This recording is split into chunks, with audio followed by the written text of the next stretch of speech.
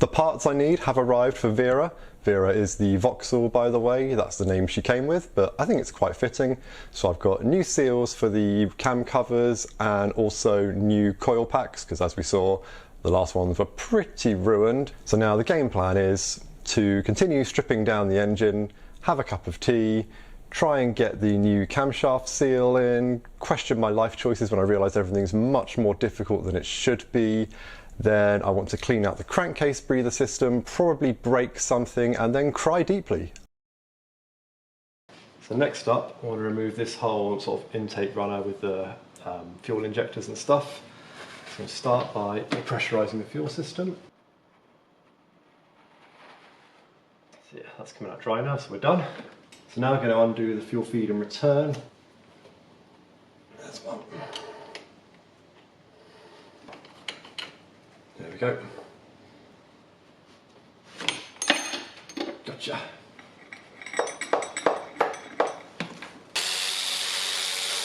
There we go. That should be everything. Now, what I'm concerned about is one of those bolts falling down into the engine, so I'm just going to remove those first. Magnet on stick to the rescue. There we go, there's one. 6.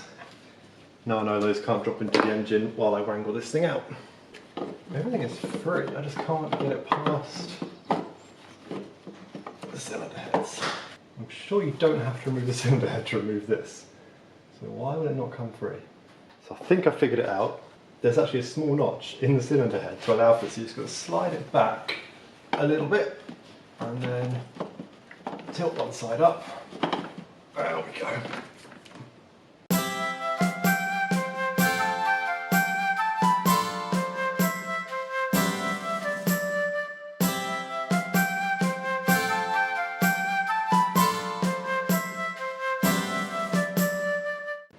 Right, so that gives us access now to remove these cam covers and also to get to the breather system, which I want to do as well. There. Taking both pipes out, I'm just sort of looking over them for any signs of cracks or leaks. There's a lot of oil there, but I can't see damage to the pipes. I'm hoping that's been leaked onto rather than through. Because other than that, these pipes look surprisingly good. They've even got some, you know, suppleness to them. They don't feel crunchy or perished. Same with the smaller ones, so I should be able to just flush these through with carb cleaner and then clean out the holes at the back. It's from a box of random drill bits. I don't even know how big it is, but it seems to be the right size. So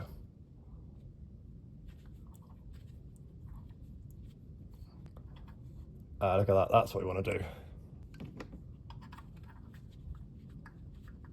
Just twisting and just letting it drop a little bit.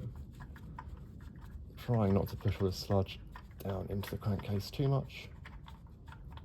Okay, I seem to have hit some kind of bottom there. So let's just pull it out. Not much on there again. So I think we've got most of it.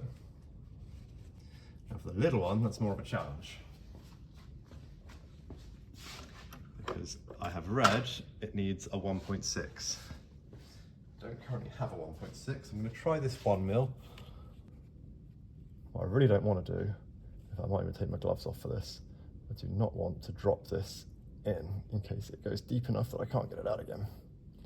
I know this thing is baffled on the inside, so there is a limit to how far things will drop. I just don't know if that limit is longer than this drill bit. Oh shit, it's gone. No. Fuck. Fuck my fucking life.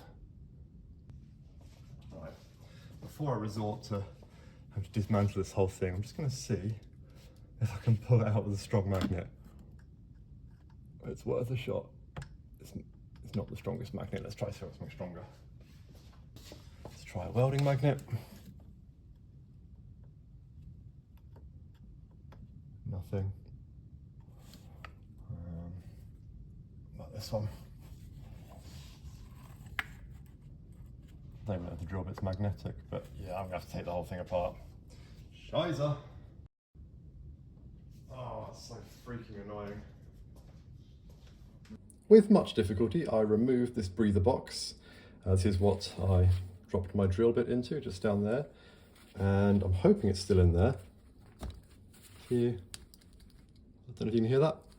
There's definitely a little metallic rattle in there. Now, just to be sure, I am going to drill out this rivet and take it apart and hopefully retrieve the drill bit. Partly because it was quite a nice drill bit and I want it back. I've since doing this looked online. It turns out the baffles are only really for the big hole. The small hole is pretty much straight down to the bottom, which is how I was able to lose my drill bit in the first place. Getting this back in is going to be a real nightmare as well. I've lost my centre punch, so I'm just going to use an old drill bit. Does the job. Reveal your secrets to me.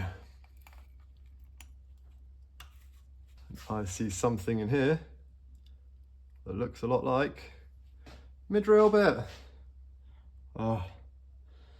So now I'm going to put this back together and get it back in the car, which is going to involve tapping that hole so I can take a bolt instead of a rivet, cleaning up all this gunk, resealing it, clean the inside of this as well.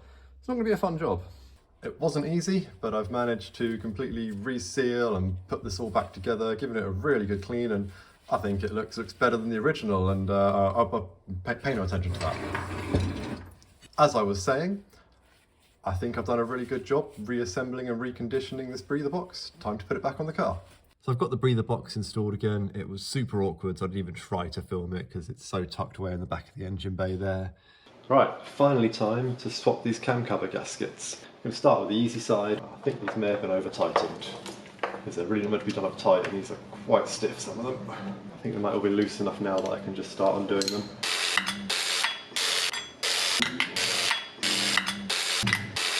Let's see how easily these come off. Not easily. Can't see a good place to kind of grip it and rip it, so to speak. So I think my only option is going to be to try and very gently pry it away and just hope that I don't damage anything in the process. Yes. Let's see what kind of mess we got.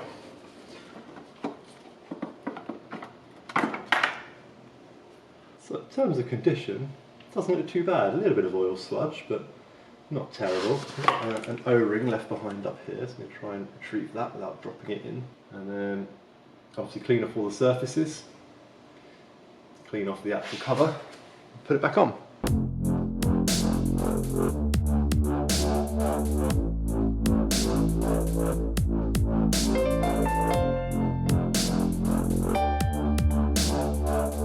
Now to refit the new seals, I've gone for some Victorines. Now I know there are those on the Omega forums who will tell me I'm an idiot, but from what I could find, everyone says you need to have the genuine ones, the rest are crap, but a few people have said the Victorines ones are also okay, and these were like less than a quarter of the price of the genuine ones, so considering I'm not even planning on keeping the engine in the car for more than a year, I think I'm okay to risk these.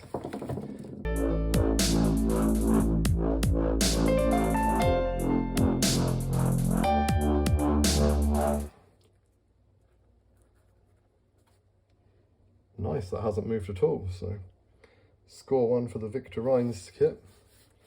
I've now got to go and put some sealant on the cylinder head and put this back on. Now from what I've read, the main thing with this is these bits back here that engage with those half moons can be quite difficult to keep in place. Okay, so I've got it resting. I can feel like there's a kind of a lip on the seal that's going all the way around the back of the engine block. What I'm going to do is push that down, see, make sure it still feels good. And I'm just going to get a mirror on a stick and make sure that looks good. Yep, that one definitely needs to drop down more, but it's good. That one, a bit harder to see. Yes, I think we are good. In the words of Tool, I'm going to spiral out. So let's just get these all in loose by hand. So I've just removed the other cam cover and just look at this. Someone has just gone to town with the RTV in there.